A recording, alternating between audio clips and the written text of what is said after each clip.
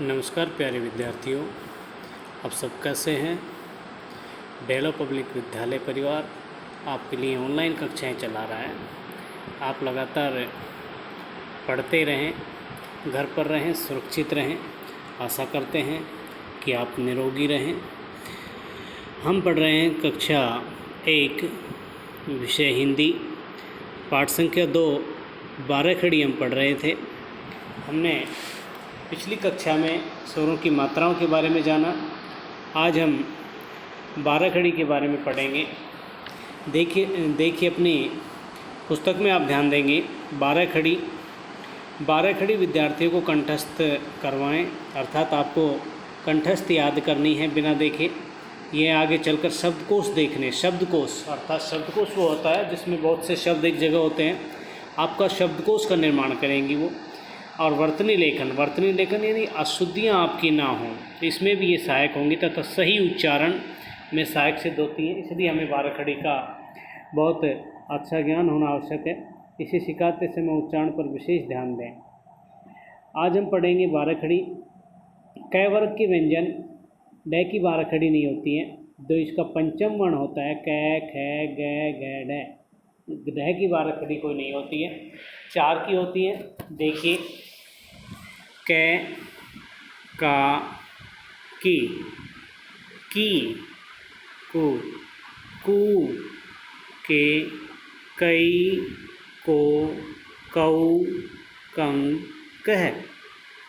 इस तरह से आपको 12 खड़ी का उच्चारण भी करना है और आपको ये भी ज्ञात होना आवश्यक है, ये भी पता चलना आवश्यक है कि छोटी की और बड़ी की जो हम बोलते हैं उनको छोटी की और बड़ी की के रूप में ना बोलकर हम अगर ऐसे बोलें, क्योंकि इनको बोलने का जो तरीका होता है वो इनके प्राणवायु के बाहर निकलने को प्राधान्य होता है। जैसे स्वर में छोटी और बड़ी होती है, छोटी ई पर बल कम लगता है, प्राणवायु कम बाहर निकलती है, कम समय लगता है बोलने में, जबकि बड़ी ई को बोलने में ज़्यादा लगता है।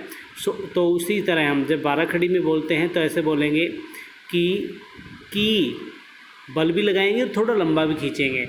तो वहाँ पर हमें छोटी मात्राओं और बड़ी मात्राओं में अंतर करने का पता चलेगा।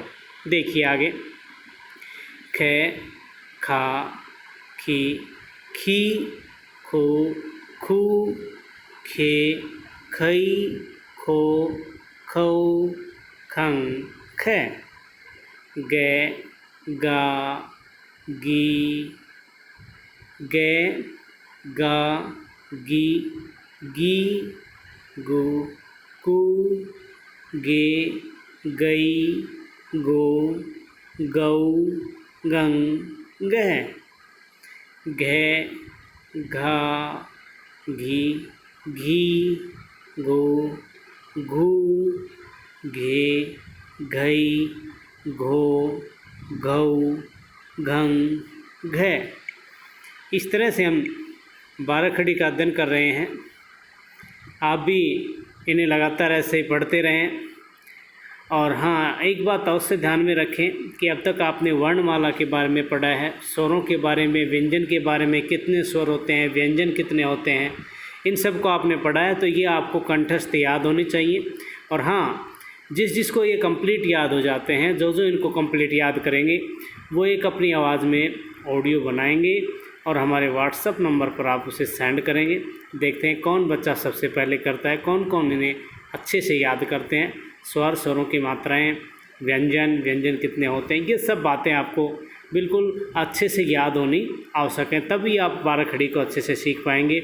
आप शब्दों का निर्माण कर पाएंगे, आप वाक्य बना सकते हैं, आप अपनी पुस्तक को अच्छे से पढ़ सकते हैं। इसलिए आपको ये हिंदी का आधार है, इसे अच्छे से और बारीकी से पढ़ना है। तो जो आज आपको करवाया गया उसे होमवर्क में अवश्य करेंगे। कै वर्ग के हम जो व्यंजन हैं 5, उनमें से 1 की 12 खड़ी नहीं होती है, 4 की 12 खड़ी होती है। वो मैंने आज आपको पढ़ाई है। ये चारों आप होमवर्क में अवश्य करेंगे और जो आपको याद हो जाता है उसे ऑडियो के रूप में अवश्य वापस भेजेंगे। तब हमें पता चलेगा कि कौन बच्चा कितना पढ़ रहा है। तो लगातार पढ़ते रहिए, स्वस्थ रहिए, मस्त रहिए। नमस्कार, धन्यवाद।